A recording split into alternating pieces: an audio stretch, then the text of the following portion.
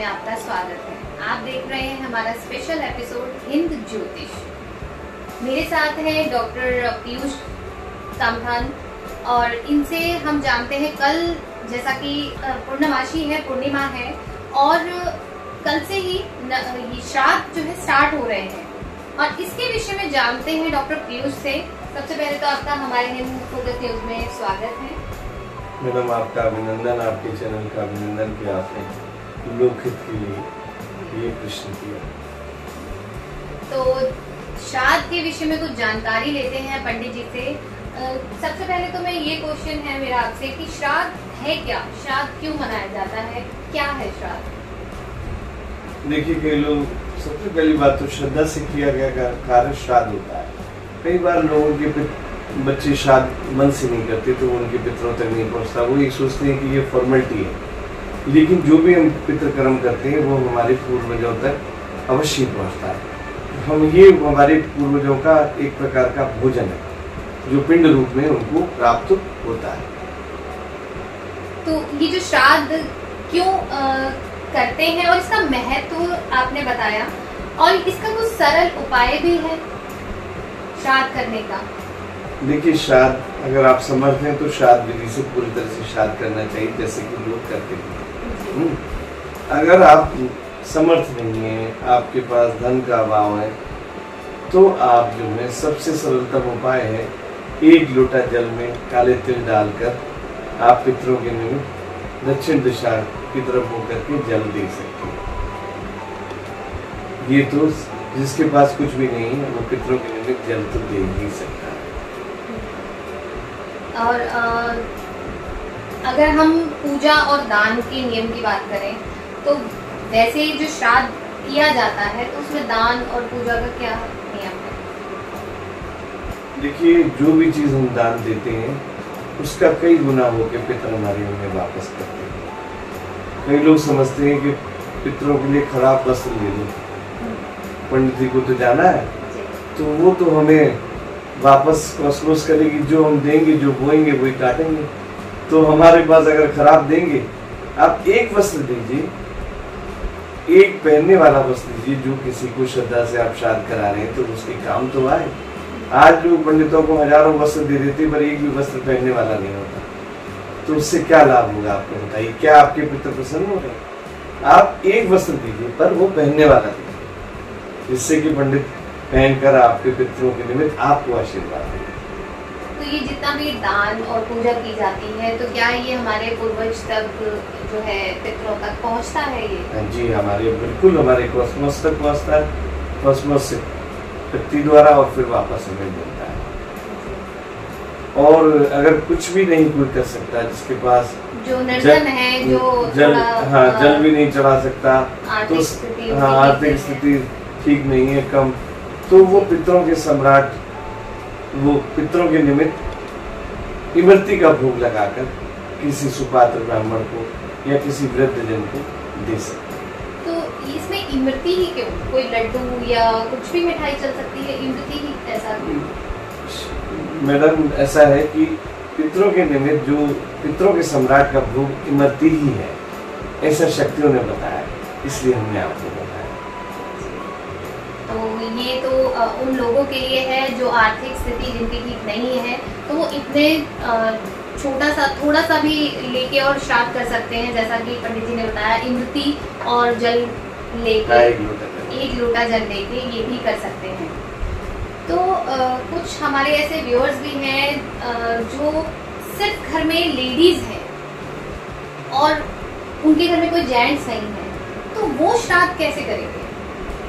देखिए इसमें एक और भी बात है, लेडीज की बात तो छोड़िए, कई लोग कहते हैं हमारे दादा दादी बैठे हैं, हमारे पिताजी माताजी बैठे हैं तो हम श्राद्ध नहीं करेंगे। ऐसा नहीं है। श्राद्ध आप किसी कोई भी किसी के पितर का, दादा दादी का अगर पोता श्राद्ध करता है तो पोते दादा दादी की आत्मा कितना प्रसन्न होती है।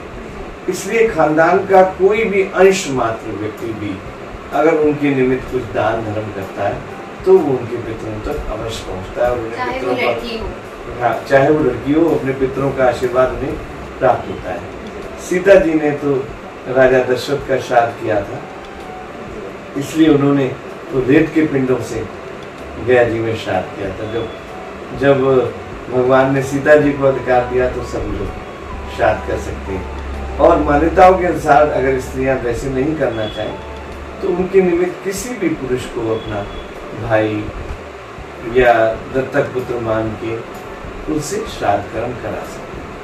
ये तो अगर जैसे लेडीज है वो ऐसा कर सकती है। अगर कोई लड़की ही हो, यंग लड़की हो और या छोटी लड़की हो, पढ़ने वाली, वो अकेली हो घर में और उसका आगे पीछे कोई ना हो, वो कैसे करेगी? वो किसको मतलब किसी को भी ऐसे कैसे भाई बना सकती है या दत्तक पुत्र बना सकती है? नहीं, तो वो हर जगह घाटों पे हर जगह जगह जहाँ श्राद्ध कर्म होते हैं वहाँ के पंडित को तो किराए पर या किसी को भी किराए का भाई बहन बनाकर उससे ये कर्म करा सकती है।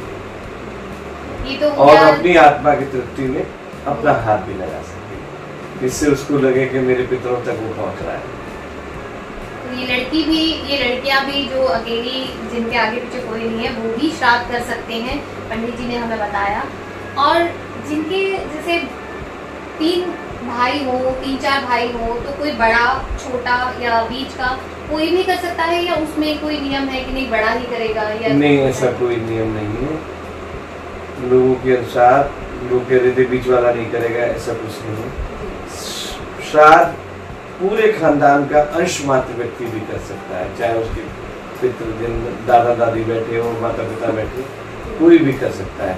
क्योंकि जाएगा तो उसके पितरों को ही, किसी दूसरे को तो जाएगा नहीं। और पितरों को जब भोजन जाएगा तो वो उसे आशीर्वाद देंगे, तो इसलिए सबका लाभ होगा, कोई भी कर पूरे खानदान का। अगर एक आदमी कत्ल करेगा तो पूरे परिवार को दोष लगेगा, सबको पाप लगेगा। एक आदमी कुआं बावड़ी लगाएगा तो पूरे खानदान, एक कुंबे से पूरे पितरों का कल्याण हो जाएगा और एक दोष से पूरे कुंबे का नाश हो जाएगा। कई लोग ये भी मन में भ्रांति लाते हैं कि वो तो हमारे दूसरे ताऊ के बच्चे हैं, वो तीसरे ताऊ के बच्चे हैं, हम क्यों करें उन्हें? ऐसा नहीं है। हमारे अंश मात्र से एक कुल से उत्पन्न हुए किसी भी व्यक्ति ने अगर किसी का भी श्राद्ध किया तो सारे पितरों को मिलेगा, और अगर कोई गलत कार्य किया तो वो भी पितरों द्वारा आपको वापस मिलेगा। तो कोई भी श्राद्ध जो घर का मेंबर है कोई भी कर सकता है और पितरों को वो लगेगा ही लगेगा, जितने भी पूर्वज जो हैं उनको लगेगा। एक क्वेश्चन और है, जो गया धाम जाके पिंडदान कराते हैं तो उनको भी जरूरत है श्राद्ध की? देखिए, आजकल तो लोगों ने समझ लिया गया कराने नहीं गए, गया पिंड छुड़ाने, पिंड कराने नहीं, पिंड छुड़ाने चले गए। श्राद्ध में जाए अपने पितरों से कौन खाना बनाए, कौन खिलाए, तो इसलिए पिंड छुड़ाना, वो पिंड छुड़ाना नहीं है। गया करने के बाद भी आप अपने पितरों के निमित्त सूखा दान या वैसे दान कर सकते हैं। और जो इंसान, मैंने ऐसा सुना है कि अपने जीते जी वो अपना श्राद्ध कर लेते हैं, पिंडदान कर लेते हैं, तो ऐसा होता है? ये भी संभव है। कई लोग सोचते हैं कि मेरे बाद मेरी आत्मा का मिलान कैसे होगा, पितरों में मेरे आगे कोई नहीं है, तो वो अपने जीवन काल में अपने पितरों के निमित्त अपने आत्मा के मिलान के लिए जीवन काल में श्राद्ध कर सकते हैं। मैंने तो सुना था कि लोग जब चले जाते हैं, हमारे पूर्वजों के लिए श्राद्ध होते हैं, लेकिन अब तो जीते जी ही लोग अपना कर लेते हैं क्योंकि उनके आगे पीछे कोई नहीं होता। ये जानकारी बहुत अच्छी थी कि श्राद्ध किस तरीके से और कैसे मनाना चाहिए। जिनके पास धन नहीं है, धन की थोड़ी कमी है या कुछ, तो उनको भी क्या उपाय उन्होंने बताए कि छोटे से भी आप कम जो खर्चे पर भी श्राद्ध कर सकते हैं, और जो खर्चा नहीं भी कर सकते वो पानी में, जैसा कि बताया, तो वो भी कर सकते हैं श्राद्ध। तो ये जानकारियाँ और लोगों तक भी पहुँचे कि श्राद्ध कैसे करना चाहिए और क्या क्या नियम है इसके। तो आप इस वीडियो को ज़्यादा से ज़्यादा शेयर करिए और हमारी वीडियो को लाइक और सब्सक्राइब करना, शेयर करना ना भूलें। हमसे जुड़े रहें ऐसी खबरों के लिए। जय हिंद।